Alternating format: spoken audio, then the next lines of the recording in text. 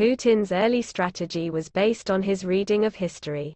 The see no evil Western approach to the Russian Civil War in 1919 and Britain's Munich Peace Treaty with Hitler in 1938 paved the way for some of the most appalling tragedies of the 20th century. In 1961, JFK recalled U.S. airplanes from supporting anti-Castro forces, leaving them to be massacred by the Soviet-led Cuban army.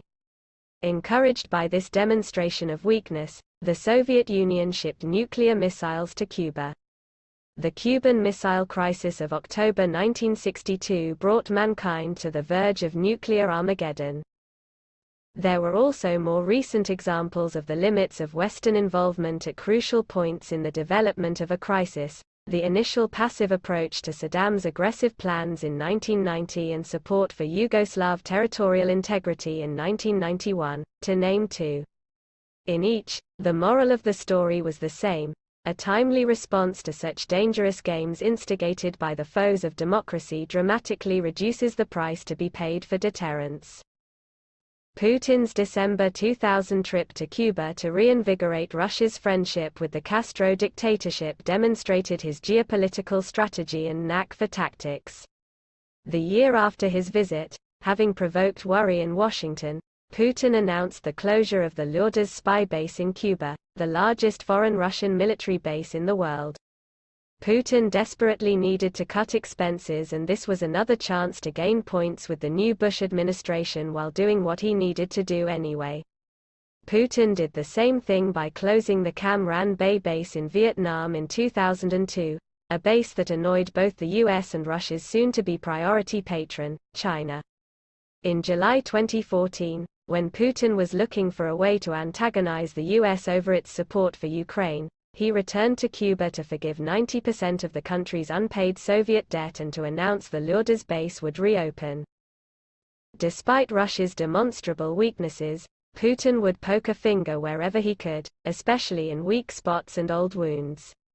He regularly made threats and promises no one was sure he could keep, even if he wanted to.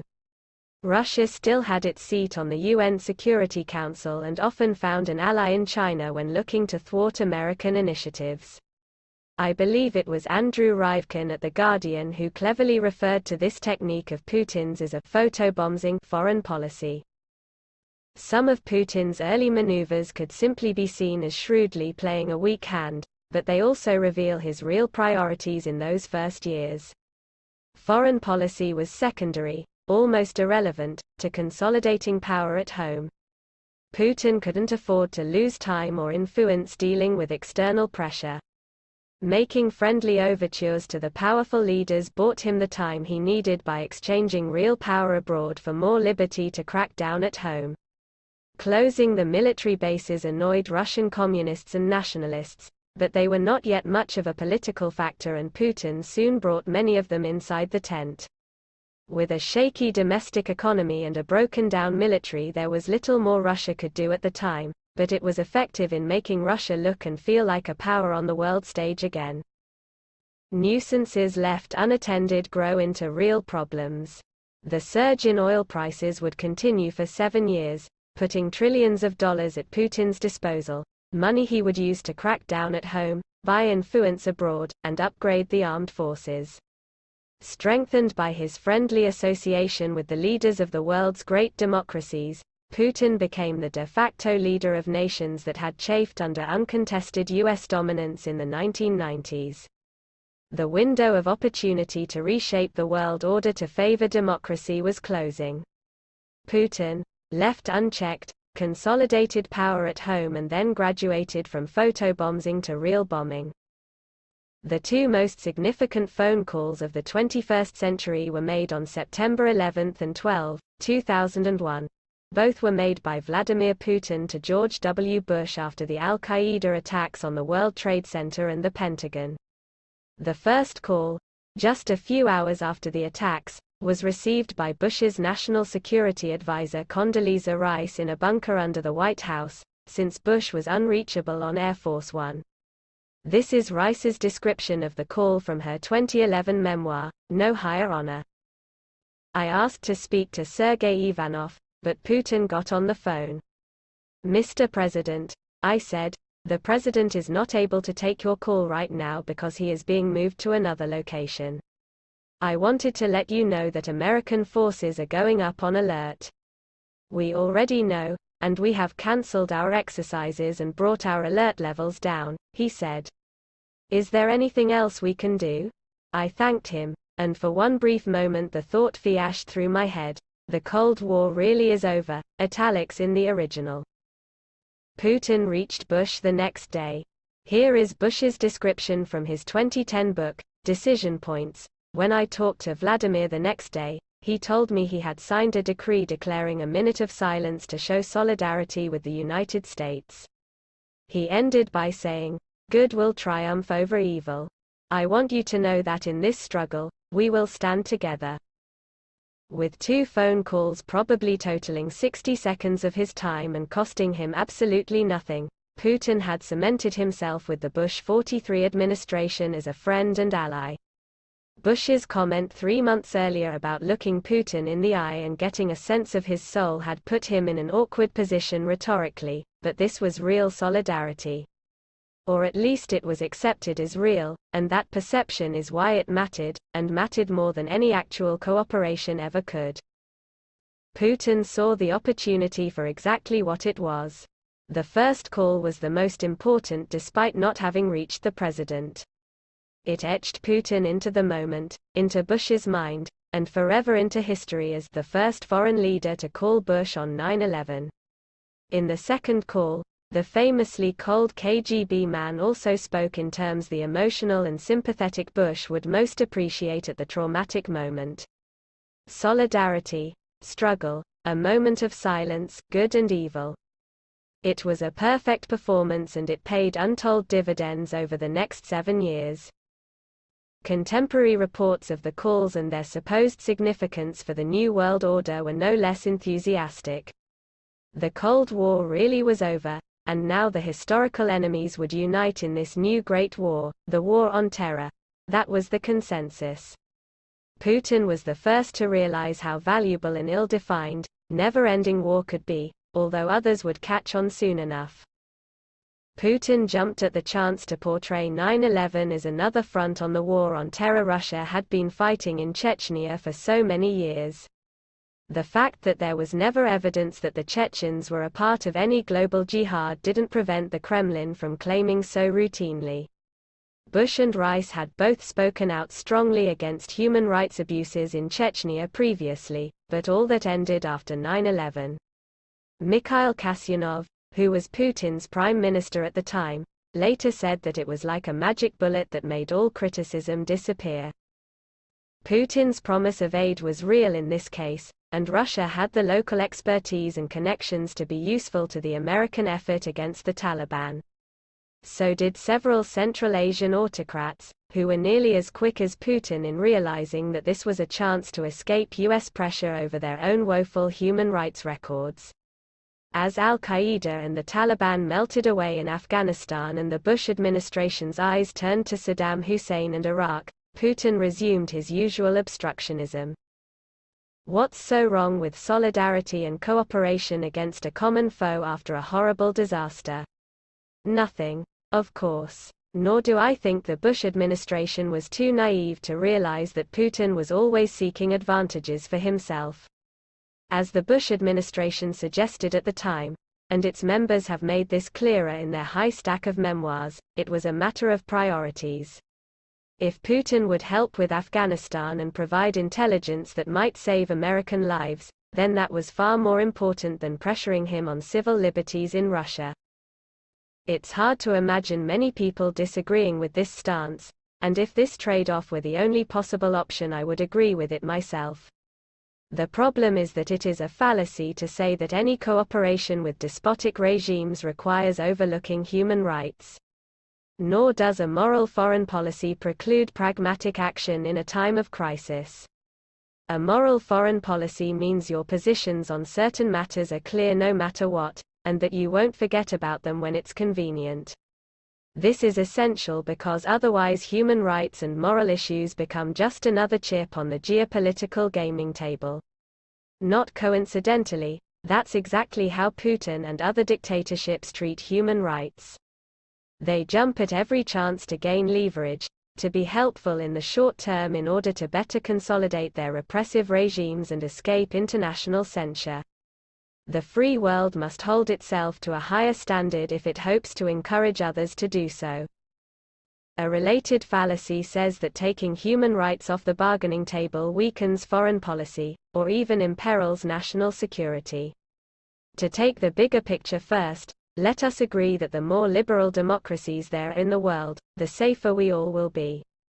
Never is a risky word in any argument, but it's safe to say that healthy democracies almost never make war on each other. In the long run, policies that promote the creation and success of more democracies improve national security. It is fundamentally flawed to believe you can achieve the ends of moral policy with the means of moral compromise. You cannot go north no matter how small the steps you take south. The year 2014 was the 25th anniversary of the death of the great Soviet physicist and human rights beacon Andrei Sakharov. Rediscovering some of his lectures and articles at the time, I was tremendously impressed with his clarity of thinking on this cloudy topic. I knew he was a very brave man, of course, and he spoke as someone who had faced the most difficult moral battles anyone could face. The father of the Soviet H-bomb became an important voice for nuclear anti-proliferation. A hero of the Soviet Union became its prisoner and its most effective critic. His premature death in 1989 changed the course of the world, as I very much believe his presence would have guided Russia toward a better path than what we achieved without him. Sakharov was our Mandela figure, and without him it was too easy to pretend we could put the crimes of the Soviet Union behind us without ever truly facing them. The 3 years of freedom Sakharov had before his death were largely owed to just the sort of moral stand he advocated.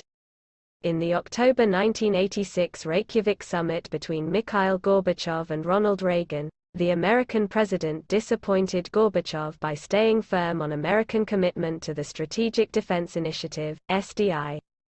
A series of bold proposals and counter-proposals to drastically reduce, even completely eliminate, their nuclear arsenals fell apart.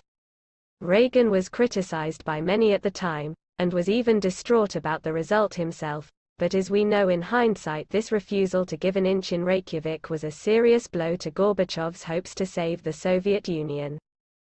Gorbachev returned home realizing that if Reagan wasn't going to throw him a lifeline, dramatic reforms in domestic policies were the only way the USSR could survive. Perestroika began. One of Gorbachev's first acts, heavy with symbolism, was to call Andrei Sakharov to release him from 6 years of internal exile and abuse. Sakharov was elected to the new parliament in March 1989, but died of heart failure just 9 months later. Sakharov was not a pie-in-the-sky idealist. He championed universal principles but was well aware of the limitations of trying to influence the Soviet regime. When he wrote a letter entreating the U.S. Congress to pass what ultimately became known as the Jackson-Vanik Amendment, in 1973, Sakharov stayed with the matter at hand, Jewish emigration from the USSR, instead of making grand speeches. He was a crafty verbal tactician. Knowing he couldn't openly call for legislation that was seen as punitive toward his home country, Sakharov wrote that the USSR had been developing under conditions of intolerable isolation, and made the case that the amendment would alleviate that isolation, and thus was actually beneficial to the USSR. This was a clever and ironic maneuver, since the Jackson-Vanik Amendment was devised to pressure the Soviets into relaxing emigration controls by tying them to trade relations, and was clearly a tool of isolation of the Soviet regime, not engagement. But it engaged the Soviet people and held out the hand of friendship and freedom to them directly, a critical distinction. What could be a more effective criticism of the Soviet Union than millions of its citizens yearning to be free?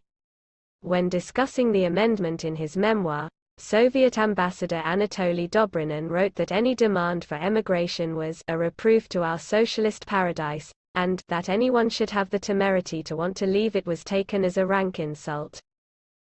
Sakharov's letter to Congress also made use of the dissident tactic of civil obedience, demanding that the Soviet government respect its own laws and international laws. The amendment does not represent interference in the internal affairs of socialist countries, but simply a defense of international law, without which there can be no mutual trust. The anti-Putin movement adopted this tactic as well. Our protests were often based on demands that the government abide by the Russian constitution, which, in theory, guaranteed rights of assembly and speech that the Putin regime routinely violated. Sakharov's letter was published a few days later on a full page in The Washington Post, leading to Leonid Brezhnev's rage and the bizarre statement that the letter was not just an anti-state and anti-Soviet deed, but a Trotskyist deed. Ironically, the administration of Richard Nixon was just as angry about it. Sakharov was an opponent of détente, a word he and other dissidents accurately saw as a euphemism for appeasement. His fellow dissident and collaborator Natan Sharansky summed up the resistance to their movement from the realist camp led by Nixon's Secretary of State, Henry Kissinger, who saw the Soviet dissidents as troublemakers who threatened to derail his carefully balanced realpolitik. Sharansky writes, Kissinger saw Jackson's amendment as an attempt to undermine plans to smoothly carve up the geopolitical pie between the superpowers. It was. Jackson believed that the Soviets had to be confronted, not appeased. Sharansky, who has himself spoken and written with great eloquence and authority on moral policy, goes on to cite his friend. One message Sakharov would consistently convey to these foreigners was that human rights must never be considered a humanitarian issue alone. For him, it was also a matter of international security. As he succinctly put it, a country that does not respect the rights of its own people will not respect the rights of its neighbors. Putin's Russia is a perfect example of this truth. The moral policy view was shared by another well-known dissident, exiled author Alexander Solzhenitsyn, who used the American founding fathers to illustrate the point. At a lecture in New York City on July 9, 1975, Solzhenitsyn said, "The men who created your country never lost sight of their moral bearings. They did not laugh at the absolute nature of the concepts of good and evil. Their practical policies were checked against that moral compass." And how surprising it is that a practical policy computed on the basis of moral considerations turned out to be the most far-sighted and the most salutary. If I may take the liberty of boiling Solzhenitsyn's prose into an aphorism, the most moral policy also turns out to be the most effective policy. Believing otherwise leads to false trade-offs that imperil liberty without enhancing our security. After discussing it for years, when the United States moved to finally revoke Jackson-Vanik in 2011, I complained about the timing of the move. The borders of Russia were open, so the original purpose of the amendment was obsolete. But to lift this landmark piece of human rights legislation while Vladimir Putin was returning Russia to totalitarian darkness was a terrible idea. More than anything, the measure confronted the USSR instead of appeasing it and said very loudly and clearly that individual freedom mattered. Jackson-Vanik was a relic of a past era, but it was a powerful symbol. To repeal it without putting something in its place would send a message that either the United States no longer cared about these universal rights or that America believed Putin's Russia was not an authoritarian regime. In 2011, I joined the global campaign launched by Bill Browder to promote the Magnitsky Act, partly as a way of replacing Jackson-Vanik by once again connecting American, and later European, foreign policy with human rights abuses in Russia. I gave several lectures in D.C. and wrote op-eds urging Congress and the Obama administration not to reward Putin for destroying Russian civil society and for persecuting those who exposed his crimes. It was while preparing these speeches that I became a big fan of Henry Scoop Jackson, the Washington state senator who was the primary force for a moral American foreign policy in the 1970s. I could happily fill several pages with Jackson's powerful statements on why America had to live up to its ideals of freedom and democracy by actively promoting and defending them abroad. My favorite is the conclusion of his impassioned September 27, 1972, speech on the Senate floor to advocate for the amendment that would bear his name. We can, and we must, keep the faith of our own highest traditions. We must not now, as we once did, acquiesce to tyranny while there are those, at greater risk than ourselves, who dare to resist. Jackson also quoted Solzhenitsyn's 1972 Nobel Prize acceptance lecture, "There are no internal affairs left on our crowded earth." When I was invited by Hillsdale College to speak about Russia at an event in Jackson's home state of Washington in 2013, I jumped at the chance. Hillsdale is a very politically conservative institution, the conservative Harvard, so I enjoyed playing the contrarian by invoking Jackson as well as his fellow Democrat Harry Truman in my lecture.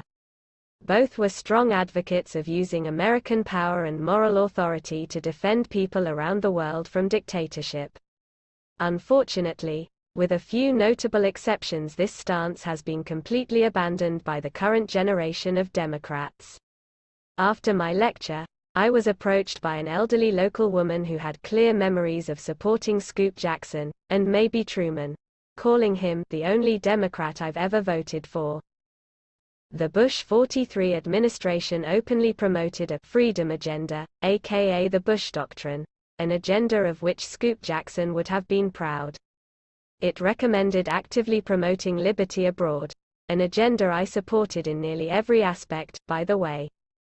But they still fell into the trap of inconsistency and trade-offs when it came to Russia. Rice's "The Cold War really is over," when getting off the phone with Putin on 9/11, says it all. The Cold War had been over for a decade. This comment reinforces what Rice once said on The Charlie Rose Show, in 2009 I believe, about Russians being better off than in the USSR, again making it sound like the 1990s had never happened. Arguing degrees of repression in a theoretical or historical debate is one thing, but doing it when people are being jailed and killed is immoral. Even if the water has receded, a few feet is still enough to drown in, especially if your hands are tied. Yes, the Cold War was over, but Putin was already fighting the next war, and it wasn't in Chechnya or against terror. Putin's war was against Russian democracy and anyone who might stand in the way of his mission to destroy it. Those 9/11 phone calls to Bush were preemptive strikes, a targeted maneuver by Putin to undermine potential American influence against his crackdowns at home. Unfortunately, the tactic worked quite well, and it wasn't until Putin invaded Georgia in 2008 that Bush and his administration admitted as much and stiffened their policies. By then Bush was on his way out, and Russian democracy was on its deathbed and beyond the help that foreign pressure could have provided when Putin was still vulnerable at the start of the decade. Looking at what happened inside Russia after 9/11 is also a good way to examine one of the most critical patterns of Putin's rule. The less pressure he felt from the outside, the more dictatorial he became inside Russia. Despite his tough guy persona and rhetoric, Putin, especially in the first few years in office, was sensitive to external pressure over civil liberties and other abuses. It was only later, when the oil money was rushing in and all his potential domestic rivals had been destroyed, that Putin would go out of his way to feint his immunity to outside pressure. During the dark days of the USSR, the world understood that people like Andrei Sakharov, Sergei Kovalev, and Natan Sharansky were heroes for their nonviolent resistance. The modern Putin style of oppression is different, and it has many advocates in the West, who refuse to distinguish between Putin's regime and the Russian people it oppresses. For example, after I appeared on a panel discussion on BBC television in 2006, on a show recorded in Moscow but of course not aired in Russia, a British viewer wrote in amazed at how freely we said things that, he said, would have led to our execution not long ago. This attitude, that Russians are better off now, and should count our blessings, has been very harmful to our democratic cause. It validates repression with absurd relativism. The Cold War and the threat of nuclear destruction focused everyone's attention very well on every move Russia made. As soon as that threat faded, Western leaders preferred to keep their heads in the sand and to pretend everything was fine, especially when they had more urgent and visible problems to deal with after 9/11. It took a generation of an existential threat and the real and imagined menace of communism to produce an active moral foreign policy constituency in the West. It only took a few years for governments to outsource human rights to NGOs like Amnesty International. Human rights were no longer government business. Meanwhile, with nothing more to worry about from the outside, for Putin the coast was clear. He continued to consolidate the media by shutting down independent television stations and making it clear to the press that certain topics were off-limits. The harassment of the political opposition became increasingly routine. Even for established politicians and successful businesspeople, it was no longer possible to oppose Putin's principles or policies without taking on considerable risk of losing your career, your freedom, or your life. Any doubts about the Putin regime's willingness to spill blood were erased in the 2002 hostage crisis at the Dubrovka Theatre in Moscow. A small army of Chechen militants took nearly 850 people prisoner for 4 days in what would become known as the Nordost siege, for the name of the Russian musical play that was being performed on the night the attack began, October 23. There is no need to recount every grisly detail of the siege, especially since nearly every detail is disputed. I especially wish to avoid any appearance of sympathy with the hostage takers despite my focus on the response of the government. Terrorists are scorpions. We know their character and condemn them for it in good conscience. The true nature of the Putin regime, however, was still somewhat in doubt and is the subject under discussion. The hostage takers demanded the immediate withdrawal of all Russian troops from Chechnya and said that they wanted to bring a taste of what is happening in Chechnya every day to the people of Moscow. They were heavily armed with machine guns, grenades, and improvised explosive devices.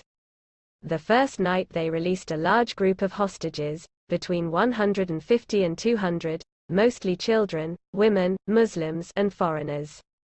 The next day, the terrorists accepted negotiations with quite a few public figures, including opposition politician Boris Nemtsov and journalist Anna Politkovskaya, the longtime war correspondent in Chechnya.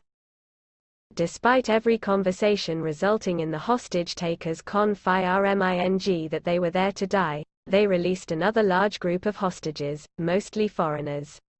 On the 25th they accepted food, juice, and medicine from the Red Cross for the hostages.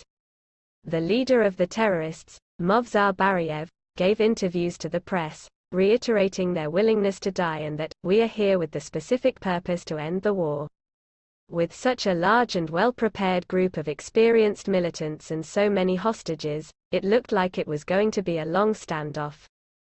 I was still playing chess professionally then, and at the end of October I was leading the Russian team to the gold medal for the last time at the Chess Olympiad in the Slovakian city of Bled. The news of the hostage crisis at the Dubrovka Theatre shocked all of the participants, but most of all, of course, those of us who were born in the Soviet Union, and for whom the word Chechnya was more than just an unfamiliar geographical term. I remember well the heated discussions of this tragic situation in the halls, when, looking one another in the eye, people would express the same hope: the government won't decide to use force. They won't let hundreds of people die.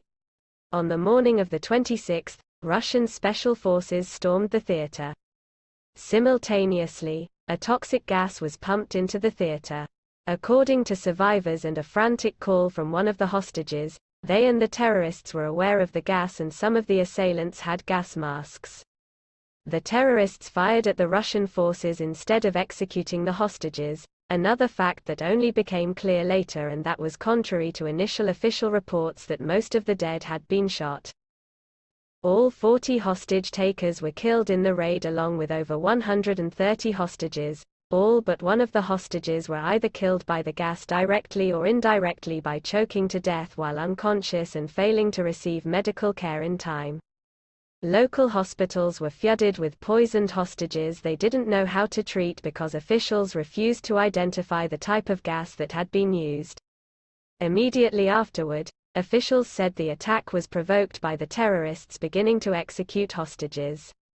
This statement was revealed to be false only a few days later when other officials said the attack had been scheduled and planned since the first day. Despite controversial reports that at least one of the hostage-takers was a known FSB operative, there is no way to know if the special forces knew that most of the explosives in the theater were fake, meaning the gas wasn't really necessary before storming the theater. The Russian parliament declined to launch an investigation of the government's conduct during the siege, which is why there are so many unknowns to this day. The government's policy after the attack, of stonewalling or spreading misinformation about every facet of the operation, makes it difficult not to think the worst.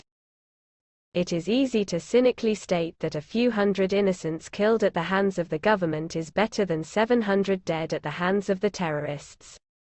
The mathematics are unassailable, even in hindsight.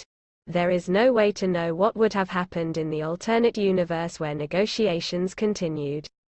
The only clear conclusions to come out of the horrible tragedy were that the war in Chechnya wasn't over, no matter what Putin said, and that the Putin regime had no greater regard for human life than the terrorists did, a point it seemed the government wanted to make. If the goal of the rapid and lethal intervention was partly to send a deterrent message to the Chechens that there would be no negotiations, it was a failure. 2 years later, the Beslan school siege would result in an even more violent and catastrophic military intervention against Chechen hostage-takers, resulting in the deaths of nearly 400 people, including 186 children. One result that can definitely be attributed to the Nordost siege was the end of NTV's quasi-independence after Putin was displeased by its coverage of the crisis. Putin's Russia does not consider the deaths of its own citizens to be a serious crime worth punishing guilty officials for.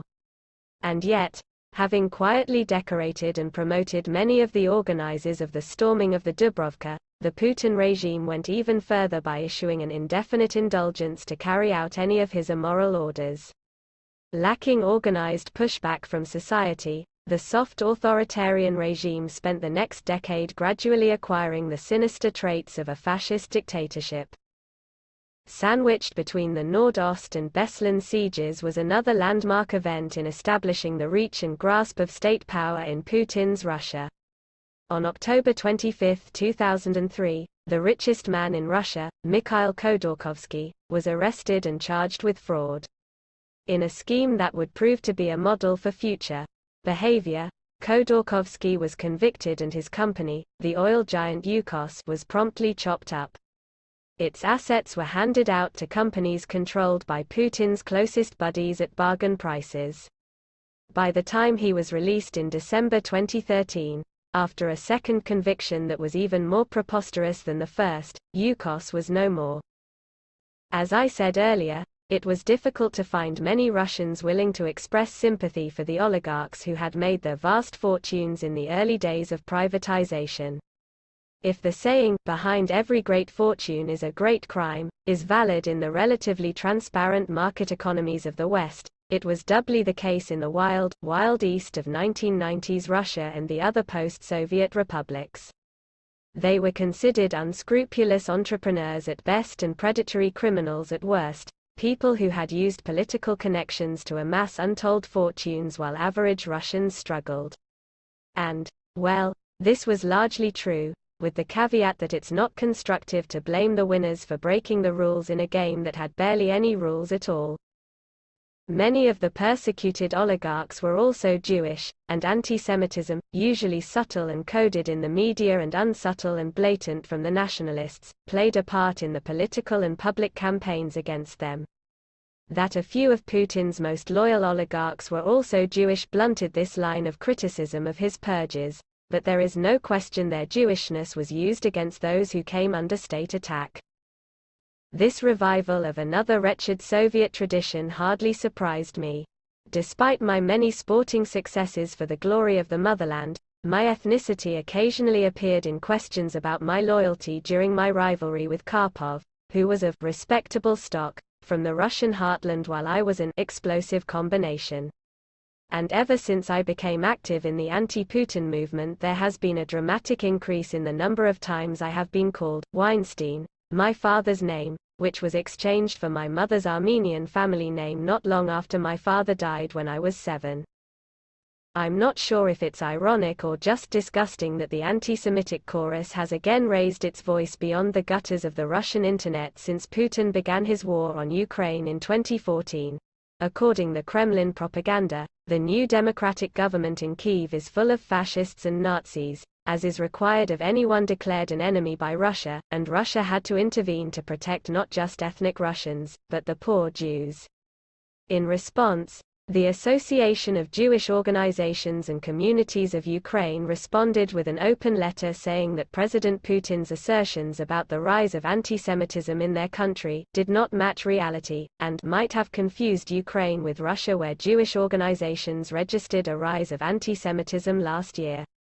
Ukraine also has a lower rate of anti-Semitic incidents than nearly every other country in Europe where statistics are recorded, including France and Germany.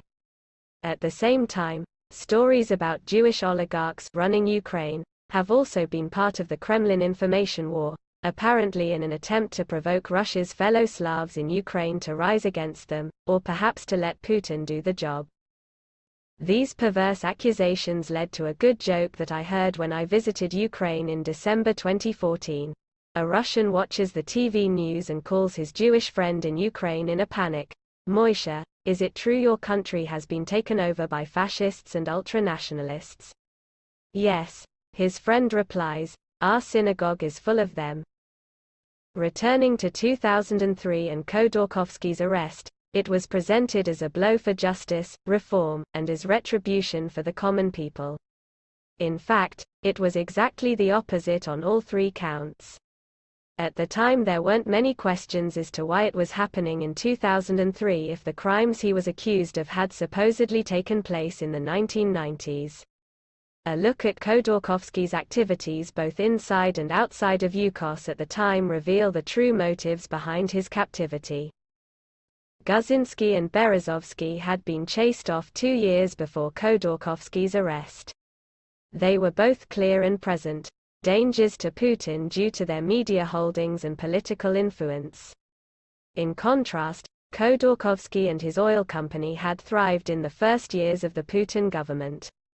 Yukos was ready to exploit the skyrocketing price of oil to modernize the aging Soviet equipment it had inherited and to explore international partnerships on its way to becoming the first big Russian company to become a true multinational. That was a threat in Putin's mind. He intended to ensure that the oil and gas giants, the national champions, were brought under firm Kremlin control. Khodorkovsky also committed the sin of getting personally involved in politics and civil society, but wasn't interested in swearing loyalty to Putin or trying to compete with him directly in the rigged electoral game. Khodorkovsky founded the Open Russia Foundation and used it to sponsor dozens of programs and charities across the country, all while refusing to seek approval for these activities from the Kremlin. He even publicly declared he would support opposition candidates, while other oligarchs brought briefcases of cash to support Putin's political causes. Russian State University for the Humanities, RSUH, is very big in Moscow, and they signed a contract with Yukos to receive $100 million in educational grants. After Khodorkovsky was arrested, there was suddenly new leadership in RSUH, and the new rector refused to take the money from Yukos. Khodorkovsky wasn't using his wealth to buy a soccer club in England, as Putin's buddy Roman Abramovich had done with Chelsea in June that year. Even if he was doing it partly to bolster his reputation, Khodorkovsky was investing in Russia, and those activities made him a legitimate threat to Putin, legitimate in all ways. He wasn't a man Putin could control. Khodorkovsky was also brave to the point of foolhardiness in 2003. His close business partner, Platon Lebedev, was arrested in July, and there was no doubt who was next on the list. Another partner, Leonid Nevzlin, did the sensible thing and moved to Israel that summer. Instead of leaving or shutting up, Khodorkovsky spoke up even more, publicly condemning the state and corporate corruption that was holding Russia back. The consequences were swift. Khodorkovsky was indicted on multiple charges of fraud and tax evasion, the usual Kremlin recipe. His trial was all the proof one needed to demonstrate that in the Putin regime, no proof was needed. Ironically, Yukos had paid more taxes per barrel than any other oil company. I'm not going to claim to be an expert on all the financial and legal chicanery that went on during the 1990s, a few dozen people into billionaires in record time. But obviously there were few clean hands by the standards of the rest of the world. Khodorkovsky wasn't much different from all the others at the start. But his vision of the future was so radical that he scared not only Putin but the other oligarchs as well. Had every oligarch been audited and held accountable, it could have been a healthy result for law and order in Russia. Instead, we got a show trial against someone Putin considered a personal enemy. If the ad hoc nature of the trial itself wasn't enough to confirm this, it's worth noting that many other people connected to Yukos and the trial itself were also persecuted and prosecuted. Lebedev was convicted and abused in prison despite his serious illnesses. Many other Yukos employees were harassed and indicted. Even Khodorkovsky's defense lawyer, Karina Moskalenko, was threatened with disbarment by the prosecutor's office. This became Putin's mafioso calling card. If you challenge the power vertical, he wouldn't just go after you and your assets, but also your employees, friends, family, and anyone who dared to defend you. In May 2005, Khodorkovsky and Lebedev received 9-year convictions and were shipped off to prison camps. The response from the rest of the world was the typical mush about concerns over the independence of the Russian judiciary and urging the Russian government to observe certain standards.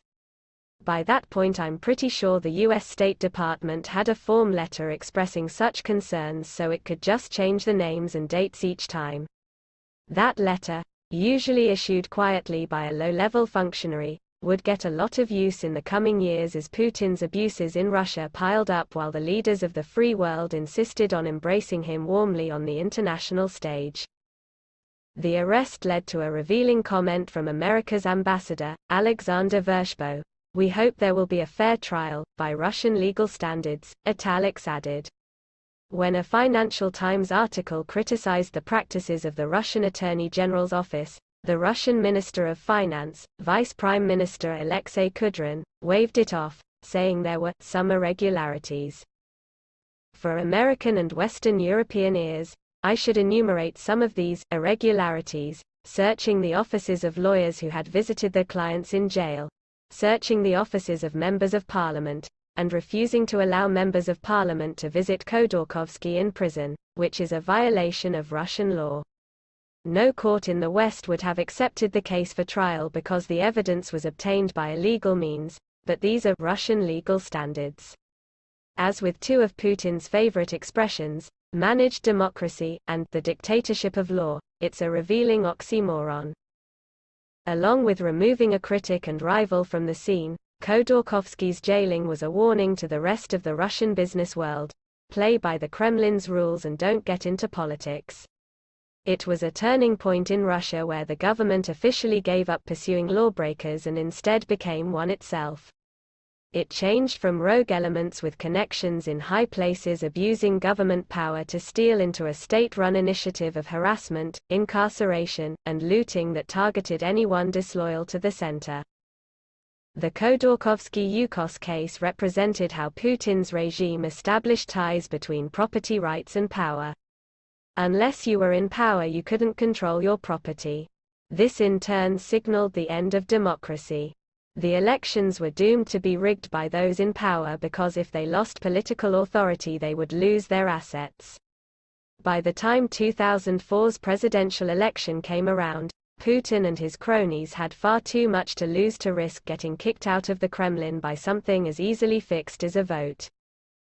The end of Russian democracy and total centralization of power in the Kremlin were in some ways only side effects of the mundane primary objective of theft. The attack on Yukos was aimed at redistributing property in favor of the oil companies owned by Putin's cronies. Instead of old-fashioned socialist redistribution, it was take from the rich and give to the richer. The entire vast nation was turned into an asset vacuum cleaner that used the power of the state to pull everything to Moscow, where it was portioned out to well-connected allies and companies with just enough invested in the government to keep people out of the streets and the country from falling apart. There was always plenty in the budget for propaganda and internal security forces. The brutally efficient way Yukos was broken up and plundered made the rigged auctions and shell company tricks of the 1990s look amateurish. The Putin regime would soon expand its consolidation operation to the rights of the average citizen. If the Russian people had been robbed in the 1990s, the 2000s showed us that we hadn't seen anything yet. In 2009, with Khodorkovsky's scheduled release on the horizon, Russian prosecutors filed new charges against him, even more absurd than the original ones. He was essentially charged with stealing all the oil he was accused of not paying taxes on the first time. Cases like this are why Russians and other people living under totalitarian regimes do not see the writings of Gogol, Kafka, and Bulgakov as fantasy or even surrealism. The state doesn't have to be logical or reasonable, it just has to achieve its ends. Dictatorships feel the perverse need to fulfill protocol, to have elections and trials even though the conclusions are foregone. The free world often rewards these charades with willing suspension of disbelief. Russia pretends to have elections and a justice system. The free world pretends right along with it, occasionally expressing their token concerns, citing irregularities and attempting to shame the shameless. The dictators take all these background noises as the pathetic appeasement they are, and go on about their business. In the words of that keen observer of the totalitarian mindset, the Polish writer Stanisław Jerzy-Lec, is it progress if a cannibal uses a fork? The conclusion of the new trial in November 2010 gave Khodorkovsky the opportunity to present a powerful closing statement on the state and future of Russia. It stands as an indictment of its own, an important document for the moment and for history. I will quote only a few parts of it here, but please find and read the entire document. I am ashamed for my country. I think all of us understand perfectly well. The significance of our trial extends far beyond the scope of my fate and Platon's, and even the fates of all those who have guiltlessly suffered in the course of the sweeping massacre of Yukos, those I found myself unable to protect, but about whom I remember every day. Let us ask ourselves, what must be going through the head of the entrepreneur, the high-level organizer of production, or simply any ordinary educated, creative person, looking today at our trial and knowing that its result is absolutely predictable? The obvious conclusion a thinking person can make is chilling in its stark simplicity: the Siloviki bureaucracy can do anything. There is no right of private property ownership. A person who collides with the system has no rights whatsoever. Even though they are enshrined in the law, rights are not protected by the courts. Because the courts are either also afraid, or are themselves a part of the system. Should it come as a surprise to anyone then that thinking people do not aspire to self-realization here, in Russia? Hope, the main engine of big reforms and transformations, the guarantor of their success. If hope fades, if it comes to be supplanted by profound disillusionment, who and what will be able to lead our Russia out of the new stagnation? I will not be exaggerating if I say that millions of eyes throughout all of Russia and throughout the whole world are watching for the outcome of this trial. They are watching with the hope that Russia will after all become a country of freedom and of the law, where the law will be above the bureaucratic official.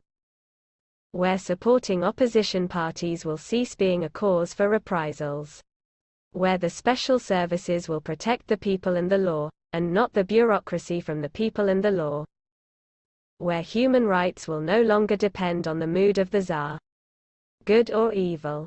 Where, on the contrary, the power will truly be dependent on the citizens, and the court, only on law and God. Call this conscience, if you prefer.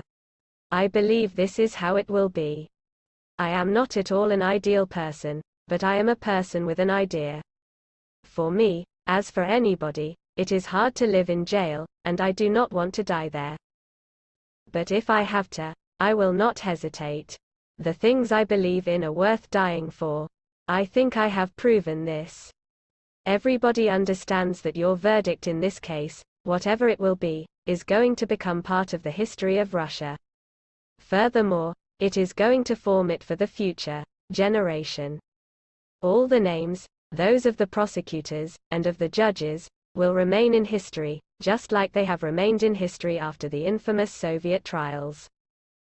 Your Honor, I can imagine perfectly well that this must not be very easy at all for you, perhaps even frightening, and I wish you courage.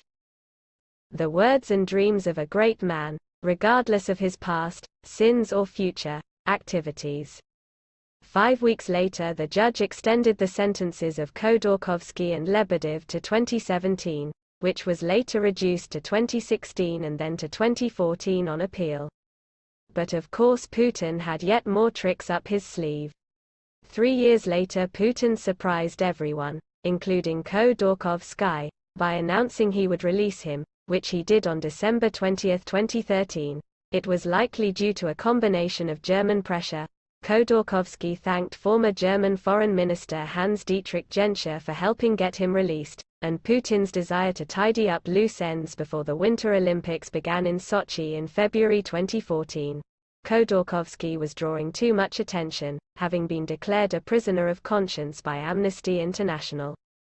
And the Olympic spotlight would have found him a tempting subject. It was also an opportunity for Putin to play his favorite role of the good Tsar, showing mercy to a fallen foe and a chance to get something in exchange for the small cost of releasing him 11 months early. It also avoided the hassle of starting a third trial that would have to have escalated to crimes no less than murder to justify keeping Khodorkovsky imprisoned. Khodorkovsky left for Germany on the day of his release to visit his ailing mother. He kept a fairly low profile upon his release, but soon he began to speak against the Putin regime and has reopened his Open Russia program. There is no epilogue to Khodorkovsky's story yet. As with so many Russian stories, it cannot be written as long as Putin is still in power.